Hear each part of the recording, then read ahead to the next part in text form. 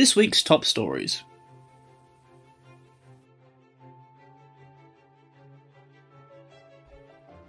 Curran elected as new BESA president. Curran from Lineker has been elected president of the Building Engineering Services Association for 2023/24. Claire has almost 25 years of experience in the building services industry and is a former winner of the BESA Excellence in Major Project Award. CHSA publishes report to help cleaning industry buy ethically. The Cleaning and Hygiene Suppliers Association has published a guide to help buyers of cleaning products select environmentally sustainable solutions.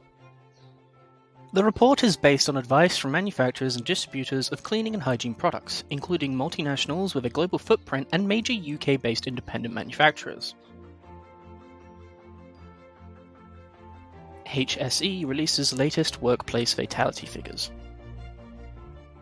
Health and safety executive figures show that 135 workers died in work-related incidents between April 2022 to March 2023, an increase of just over 9% from last year. The industries with the highest deaths were construction, agriculture, forestry, fishing, manufacturing, and transportation and storage. For all the latest facilities and workplace management news,